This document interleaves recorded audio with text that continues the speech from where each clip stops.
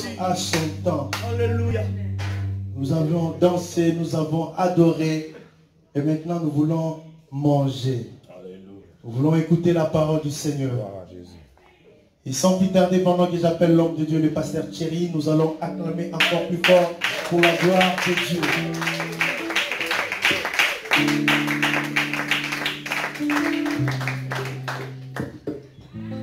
Merci, pasteur Dali.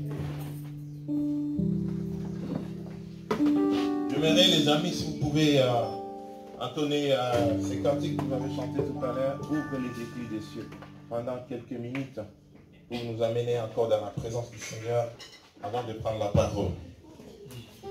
Ouvre les écrits des cieux. Si nous pouvons nous tenir tous debout, tu vas dire, tu vas parler à Dieu. Seigneur, ouvre les écrits des cieux dans ma vie aujourd'hui.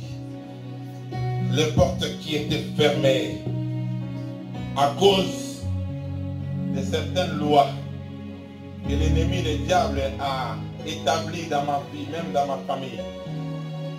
À cause de ton alliance aujourd'hui, mon alliance avec toi, Seigneur, ouvre les écluses des cieux.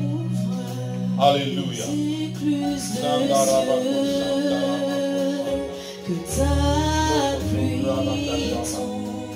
Qu'il ouvre les écluses des cieux. Oh, que les écluses, les fenêtres des cieux s'ouvrent.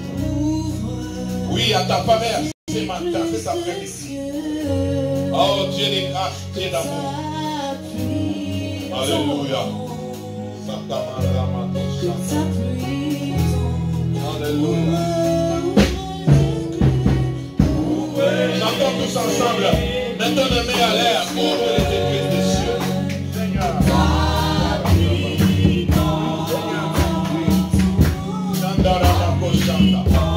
Alléluia. Que la pluie tombe. Sondo la macacha.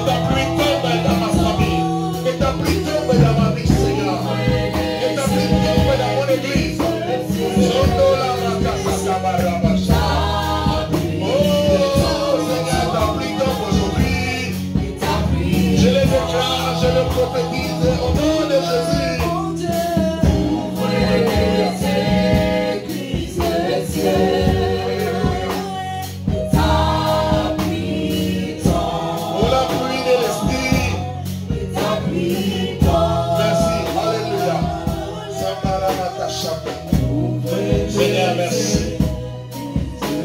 Oh, merci d'être reconnaissant. Alléluia. Gloire à Dieu. Seigneur, merci pour cet après-midi. Au travers de ces cantiques qui est sorti de nos cœurs, nous avons prié, Seigneur, chanté, que tu ouvres les églises des cieux. Les fenêtres du ciel s'ouvrent à notre faveur. Toutes les portes, toutes les fenêtres du ciel qui pouvaient nous faire accès à ta présence, Seigneur, à ta main puissante, qui pouvait nous faire accéder à une nouvelle dimension, à la restauration, au nouveau départ, que ce soit dans la vie chrétienne, spirituelle, vie sociale et dans le projet, que cela s'ouvre au nom puissant de Jésus-Christ. Seigneur, laisse que ta parole puisse encore bénir, libérer quelqu'un, libérer nos vies. Dans le nom de Jésus-Christ, je te donne l'honneur et la gloire. Je te donne la louange et la magnificence, Seigneur, règne. Utilise-moi comme un instrument entre tes mains. Je n'oublierai jamais là où tu m'as pris, tu m'as ramassé. Je n'oublierai jamais que ma vie n'avait pas de la valeur. Je n'oublierai jamais que ma vie n'avait pas de sens, ni d'importance. Mais cette alliance que j'ai conclue avec toi a tout changé. A tout changé. Cette alliance m'a donné la dignité, m'a donné une personnalité, m'a donné une famille, ainsi qu'une position dans la société. C'est ainsi que je t'honore que je te glorifie, Jésus. Mon Seigneur et mon Sauveur, règne et vis à jamais dans mon cœur et dans ma vie. Au nom de Jésus-Christ, nous avons ainsi prié. Amen. Amen. Que Dieu vous bénisse, vous pouvez prendre place.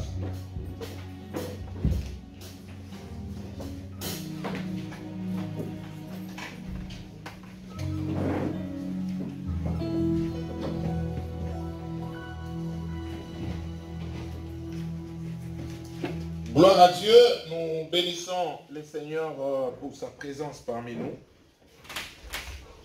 Lui qui nous a accordé encore cette opportunité de nous retrouver dans sa maison. Amen. Pendant que j'étais en train de prier pour cette réunion, le Seigneur m'a donné un texte que je connais bien, j'ai lu, mais avec un nouveau message, un autre message. Peut-être certains points, je l'ai déjà évoqué dans d'autres prédications.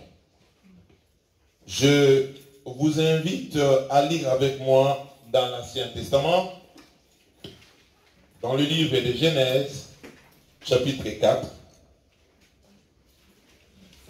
versets 8 à 16.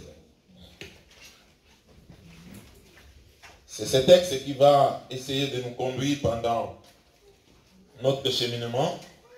Nous allons nous servir également d'autres textes comme un soutien pour nous aider à comprendre certains principes.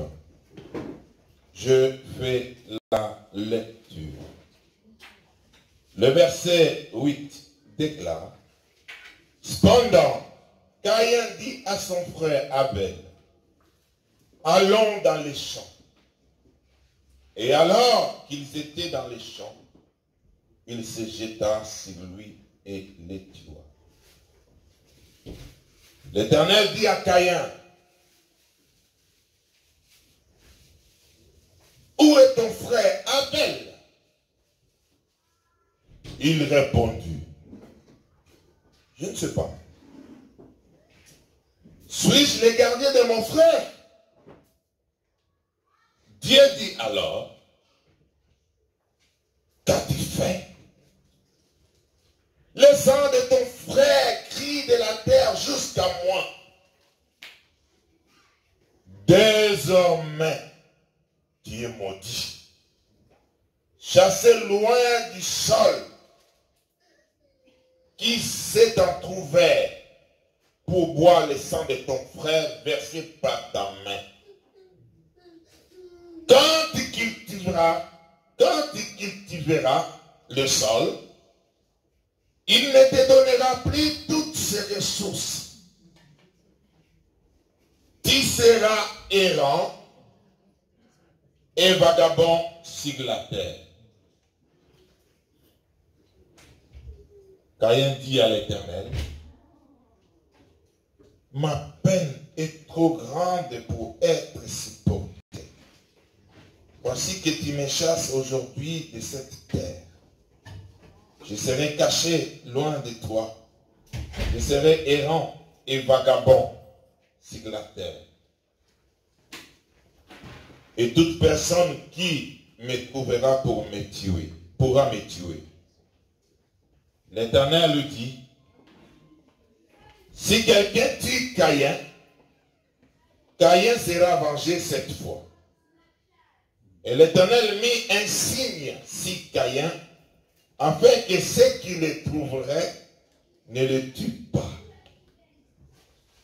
Caïn s'éloigna de l'Éternel et habita le pays des Nord, à l'est d'Éden. Amen. Amen. Je choisis comme thème: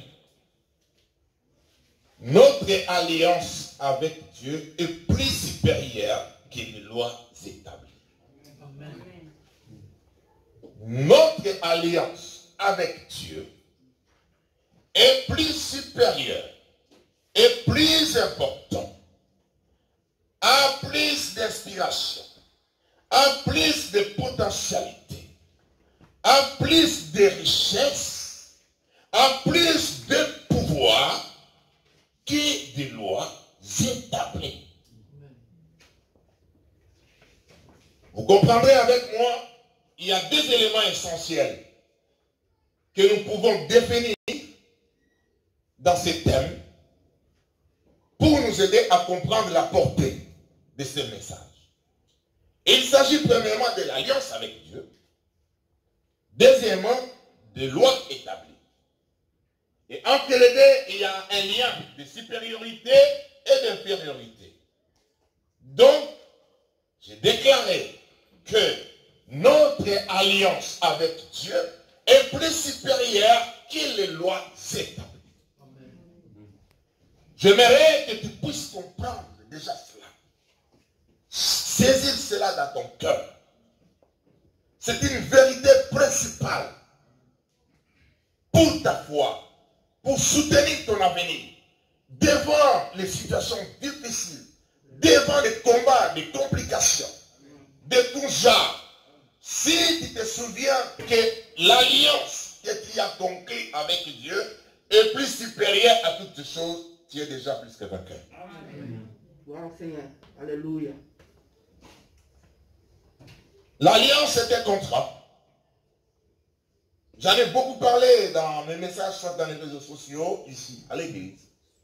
C'est un contrat que des personnes s'engagent à respecter certaines clauses, certains éléments, et dans cette alliance, il y a des promesses, il y a des interdits, des choses qu'il faut faire, il y a des règles qu'il faut suivre, ainsi de suite. Donc les hommes peuvent conclure une alliance, c'est comme le mariage, c'est aussi une alliance, entre un homme et une femme, c'est une alliance. Voilà pourquoi nous avons certains éléments aussi de l'alliance dans les mariages. Par exemple, la promesse. L'homme promet à la femme, je vais te chérir, je vais te protéger. La femme aussi promet, je serai soumise, je serai toujours à tes côtés, ainsi de suite.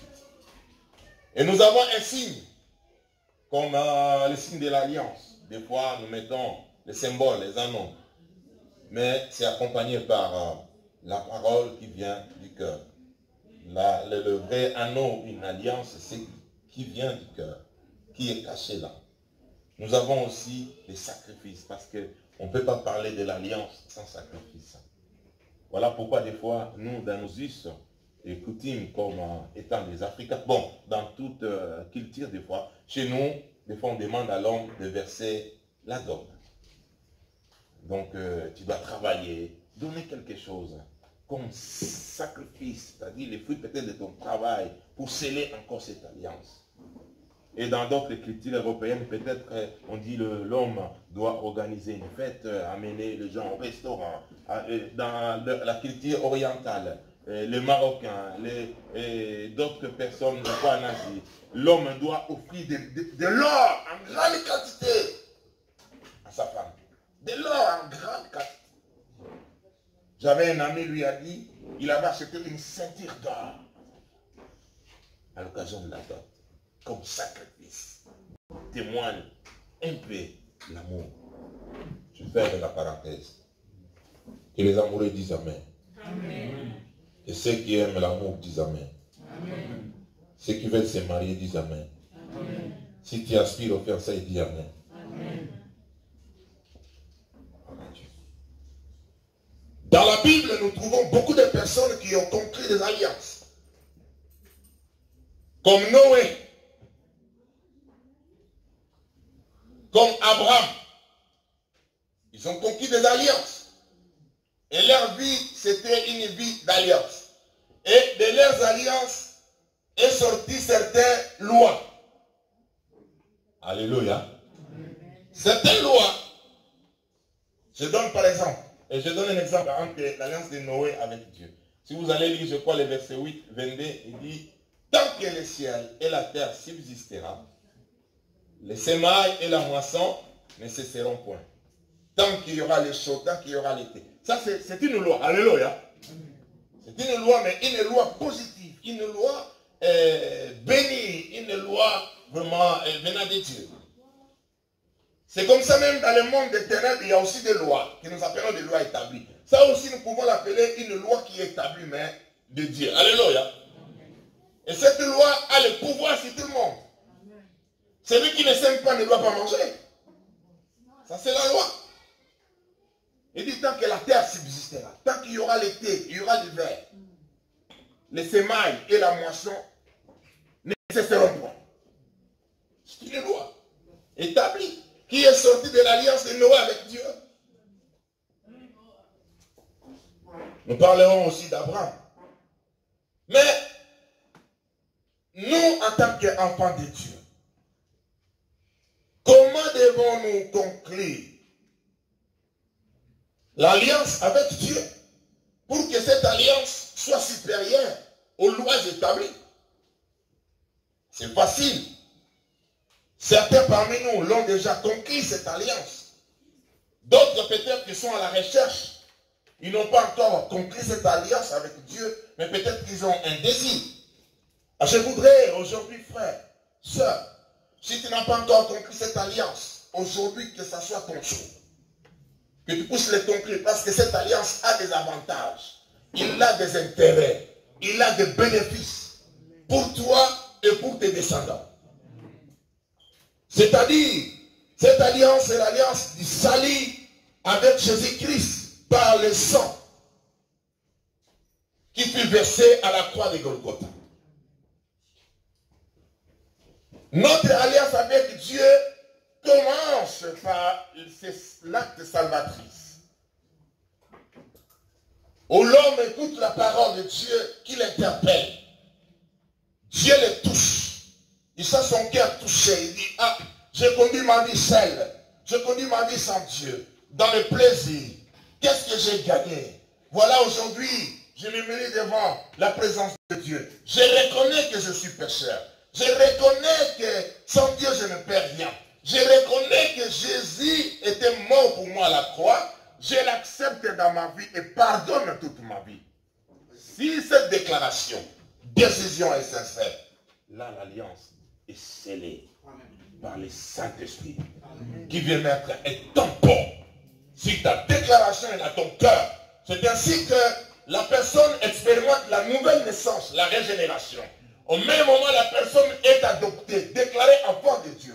Voilà pourquoi moi, je n'ai pas peur de déclarer que je suis enfant de Dieu. Pour certains amis d'autres religions, ils disent, mais comment? Toi, tu es enfant de Dieu, Dieu t'a accouché avec ta mère. Je dis, je suis enfant de Dieu par la foi.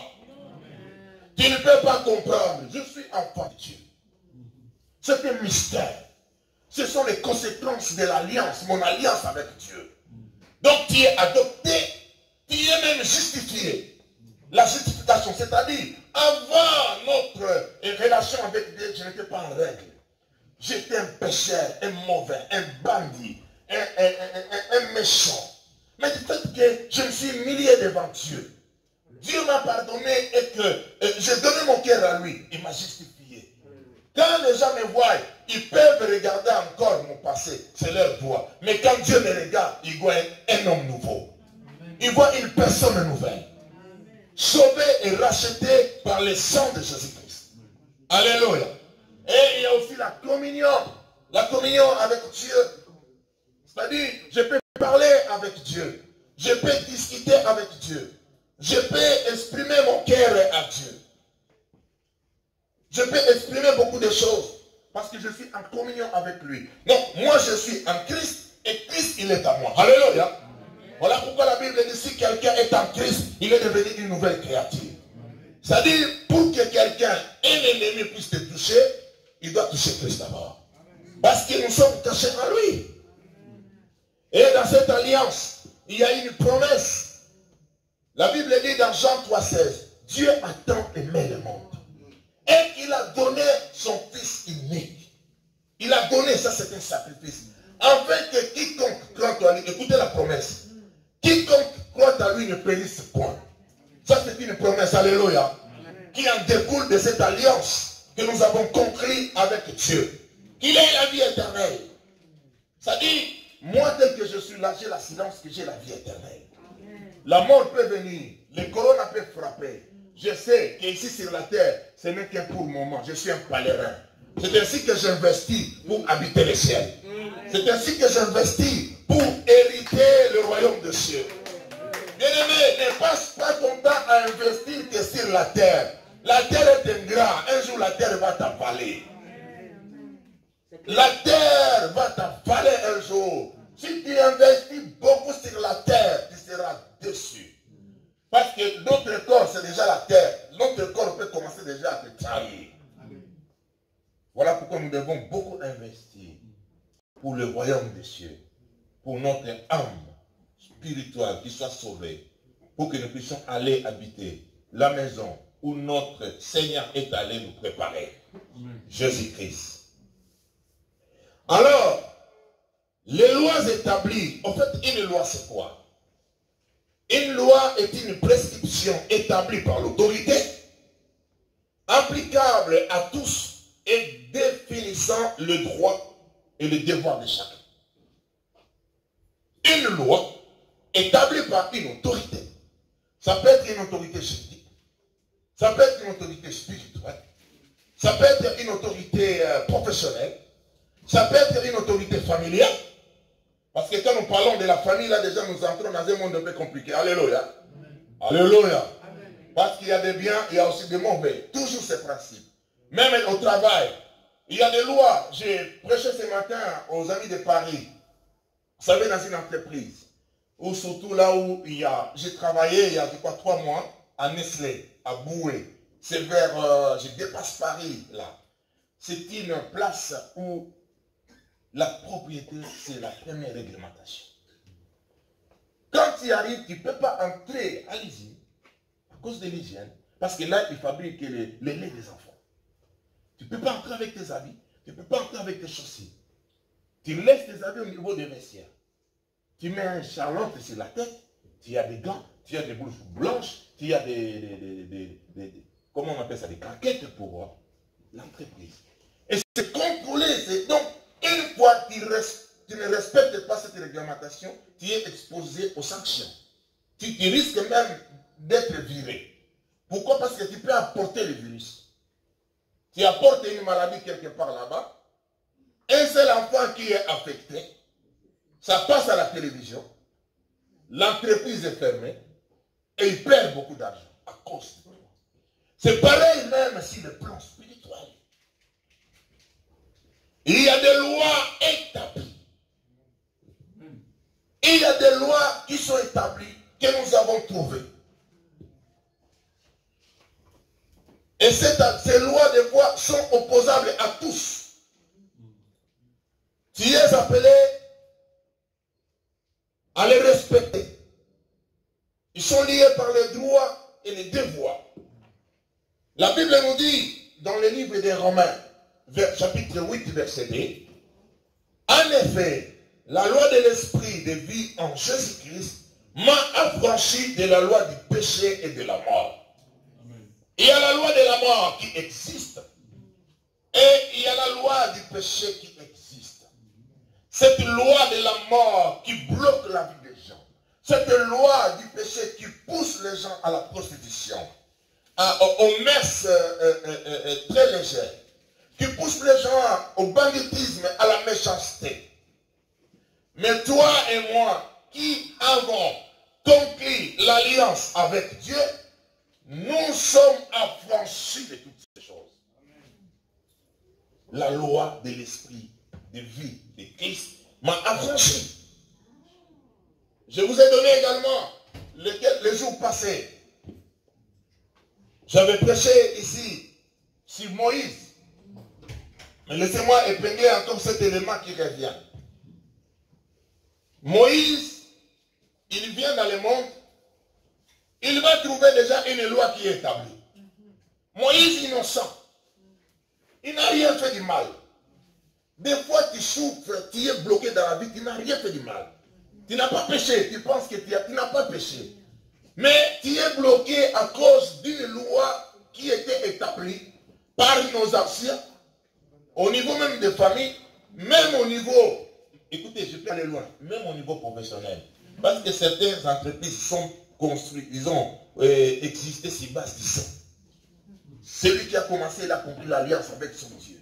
Il dit, je vais faire cette affaire. Il a versé le sang, ainsi de suite. Et toi également qui entre, qui travaille dans cette affaire, tu deviens son allié. Parce qu'il y a une loi spirituelle qui est établie. Mais si tu n'as pas l'alliance avec Dieu, ça dit ta vie sera engloutie là-bas. Comme notre alliance avec Dieu est supérieure aux lois établies des hommes, quand tu entres dans une entreprise comme ça, les gens ne vont pas te comprendre. Il dit, mais comment ici? Et les choses se passent comme ça, les gens toujours sont... Mais celle-là, on ne comprend pas. Et là, elle rayonne, elle brille. Parce qu'il y a une loi qui est plus supérieure que la loi des lois établies du monde. Est-ce que quelqu'un me comprend? Est-ce que tu comprends bien? Gloire à Dieu. Moïse a trouvé une loi qui est établie. Pharaon avait décidé que tous les mâles qui naîtraient passeront à la casserole.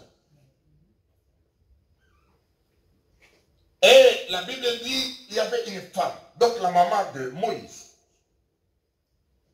Elle pensait peut-être, je ne sais pas si l'échographie existait à l'époque. Non. Elle a entendu pendant 9 mois. Et la surprise était amère. Au lieu d'avoir une femme, une fille, c'était un garçon. Mettre au monde un garçon à cette période, c'était la mort. Parce qu'il y avait une loi qui était établie. Moïse, innocent, il a trouvé cette loi. Mais la Bible dit, cette femme, il a regardé cet enfant, il a trouvé que l'enfant était tellement beau. Il dit, je ne peux pas laisser cet enfant mourir en toute facilité, sans faire quelque chose. Je ne veux pas être accusé de non-assistance de personnes en danger. Je vais tenter de faire quelque chose. Je vais oser de faire quelque chose. Qui sait? Peut-être ça va aboutir, ça va réussir. Je ne connais pas les aboutissants, l'avenir, mais maintenant là, je dois faire quelque chose. Il a fabriqué un panier. Il a enduit des bitumes, du goudron, pour que les paniers puissent flotter au niveau du fleuve Nil. Il a même risqué, parce que le fleuve Nil, vous connaissez dans la géographie, est gorge de crocodiles. Des crocodiles. Il a risqué de mettre son petit à côté là, il dit, qui ne risque rien à rien. Pharaon est déjà là, la loi est déjà là, mon enfant s'appelle la mort, mais moi je peux faire quelque chose. Voilà, ça aboutit. Pharaon, Moïse quitte le panier, il se retrouve au palais. J'aimerais te dire, un jour tu quitteras le panier, tu te retrouveras au palais. Un jour tu quitteras le panier, tu te retrouveras au palais. Un jour tu quitteras le panier, tu te retrouveras au palais. Et tu mangeras les mains du roi. Tu seras bien traité. Préserve l'alliance avec Dieu. Préserve cette alliance avec Dieu. Un jour. Parce que le panier, ce n'est pas ta destinée. Le panier, ce n'est qu'un passage. Ta place, c'est au palais. Pas seulement au palais, mais dans la présence de Dieu. J'aimerais dire à quelqu'un qui se pose des questions. J'aimerais dire à quelqu'un qui est inquiet. Si cette femme, faible qu'elle était, qui n'avait pas de puissance ni d'autorité, elle a pu sauver son fils, à combien, à plus forte raison, Jésus-Christ, le roi des rois, qui est mort pour toi, ne te sauvera-t-il pas? Si cette femme a trouvé que son enfant était beau, ne pouvait pas mourir comme ça, Dieu te trouve, tu es plus beau et plus belle. Amen. Je répète, Dieu te trouve, tu es beau et plus belle. C'est toi-même qui te condamne. Moi, je ne condamne pas. Moi, j'ai appris à m'apprécier moi-même. Ça me donne la force. Je m'apprécie, j'accepte tel que je suis. C'est clair. J'accepte ma taille, j'accepte tout ce que j'ai, j'accepte mes yeux, j'accepte tout. C'est comme ça Dieu a calculé pour que ça soit Thierry Paul. Si tu ajoutes autre chose, ce n'est pas Thierry Paul. Thierry Paul, il est comme ça. Alléluia. Je m'accepte, bien aimé. La victoire dans la vie commence par l'acceptation de soi. Mais comment toi tu veux t'engager dans le combat de la vie? Tu commences à encaisser d'abord à toi-même. Frère, laissez les gens te combattre. Mais ne te combats pas toi-même. Moi j'accepte. Je suis un beau gars. Je suis un chef. Je suis, alléluia. je suis un homme intelligent. J'ai des capacités. Oui, je ne connais pas tout, mais j'apprends.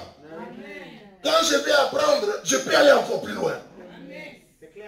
Je comprends. Voilà pourquoi dans notre ministère ici, nous avons un grand message sur le nouveau départ. Moi, je comprends que je peux recommencer. Si j'ai échoué hier, aujourd'hui, je peux réussir. Nous prions le Dieu de la restauration.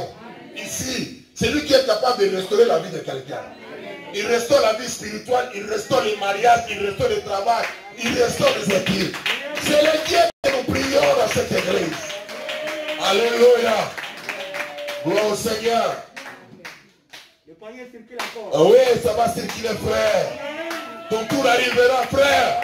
Où nous allons bénir ton mariage à cette église. Où tu trouveras une femme, frère. Ouais, moi je vais bénir ton mariage. Je prophétise au nom de Jésus. Que le panier arrive à tes pieds. Que le panier arrive à ta maison. Que tu sois célébré ce jour-là. Je le déclare au nom de Jésus-Christ. C'est clair. Clair et net. Amen. Alléluia.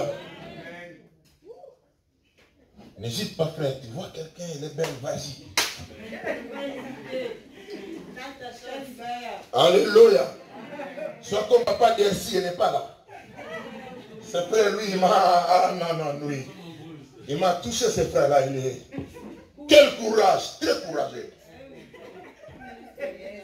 Très courageux. Il est allé nous chercher la maman là qui était à Paris. Il a trouvé maman Zizé là, ramené ici. Mais avant qu'il puisse trouver maman Zizé, il est parti à Mulhouse aussi. J'ai dit, écoute frère, tu n'as pas vu la scène là? Il dit, papa, j'étais déjà là, mais elle a refusé. J'ai dit, tu n'as pas trouvé l'autre là? Ah papa, elle est quand même gentille. Hein? Il m'a bien répondu et m'a expliqué. Donc j'étais là, il m'a dit, papa, moi je n'hésite pas papa, hein? Moi j'attaque. C'est comme ça, il m'a dit, si elle était là, j'allais dire ça, alléluia. Alléluia. La preuve en est que moi j'ai des petits enfants ici, les Delgy, les Manuel, les Pauline. Maintenant nous avons les enfants, 3 enfants, les membres d'Arara. Parce qu'il a osé ses frères. Je ferme la parenthèse. Alléluia. Gloire à Dieu. Que Dieu soit loué, que Dieu soit béni. Amen. Donc, je disais, il a trouvé cette loi qui était établie. Moïse, sa maman l'a sauvé par une initiative. Elle n'avait pas de capacité, beaucoup de force. Mais Moïse fut sauvé et il est devenu un grand dans la vie. Si cette maman, je disais tout à l'heure, a pu sauver son fils, à combien à plus forte raison Jésus-Christ? Il te trouve, tu es beau. Il t'appelle même que tu es son ami. Alléluia. Tu as de la valeur à ses yeux. Si aux yeux des hommes, tu n'as pas de la valeur, mais devant Jésus, tu as de la valeur. Deuxièmement, il compte sur toi. Oui, il compte sur toi. Avec toi, Jésus peut faire des exploits. Oui, il compte sur toi. La Bible nous parle aussi d'une femme. Là, je suis en train d'expliquer un peu des lois établies. Dans 2 Rois 4, versets 1 à 7. Est-ce que nous pouvons lire ce texte? 2 Rois 4. Je vais lire ce texte, suivez-moi. 2 Rois 4, versets 1 à 7. La Bible dit, je commence. Une femme de la communauté des prophètes cria à Élisée, ton serviteur, mon mari, est mort, et tu sais qu'il craignait l'Éternel. Or, les créanciers est venu pour prendre mes 2 enfants et faire de ses esclaves. Élisée lui dit, que puis-je faire pour toi? Dis-moi, qu'as-tu chez toi? Elle répondit, ta servante n'a rien du tout chez elle. Mis à part un pot d'huile, il dit, va demander des vases dans la riz chez tous les voisins, tes voisins, des récipients vides, demande-en un grand nombre. Une fois rentré, ferme la porte derrière toi et tes enfants versent de l'huile dans tous ces récipients. Et mets de côté ceux qui sont pleins. Alors elle les quitta. Elle ferma la porte derrière elle et ses enfants qui lui présentaient les récipients et elle versait. Lorsque le récipient fut plein, lorsqu'elle dit à son fils, donne-moi encore un récipient, et qu'il lui répondit, il n'y en a plus. L'huile s'arrêta. Elle alla les rapporter à l'homme de Dieu qui lui dit, va vendre l'huile et paye ta dette. Tu vivras avec tes fils de ce qu'il restera. Amen. Donc, dans ce texte, il y a une loi qui est en train de s'établir. Une loi qui veut prendre place dans une famille. Une loi établie. Une mauvaise loi établie. Inspirée par le diable, l'ennemi.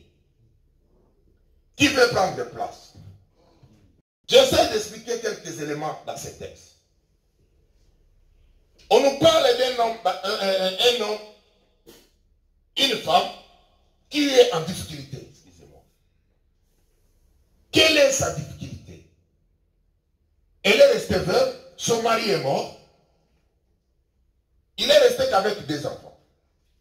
En dehors de ses enfants, cette femme n'a rien à la maison, n'a pas de richesse. Elle n'a que de l'huile. Chose insignifiante, pas une richesse. Voilà pourquoi, frère, j'aimerais déjà souligner un élément très important.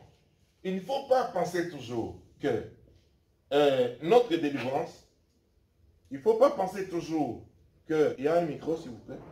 Il ne faut pas penser toujours que Dieu, pour agir, soit pour bénir, il va te bénir par des grands moyens.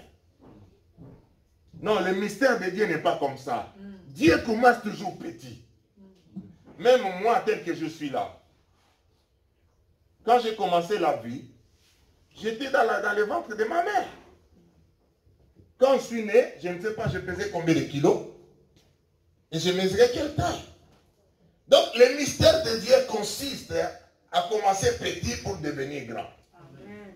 Si dans la vie, toi, tu veux seulement les grandes choses, tu vas perdre le temps. Tu vas passer d'abord à côté de l'essentiel. Mais si tu sais que pour devenir, pour avoir 10, il faut commencer par 1, tu peux commencer par 1. Est-ce que quelqu'un me comprend? Ça, c'est très important. Très important dans la vie. C'est comme ça même en termes de choix, de mariage. Beaucoup de femmes, ils aiment commencer toujours plus haut. Ils disent, moi je voudrais un homme qui roule carrosse, qui a des comptes à banque, qui peut m'amener partout dans le monde. Et je vais avoir un jacuzzi. Et je vais avoir tout. Alors que Dieu t'envoie un homme, soit ça peut être vice-versa, Dieu t'envoie une femme. Toi, tu es resté dans tes conditions farfelues, charnelles, tu passes à côté. Alléluia.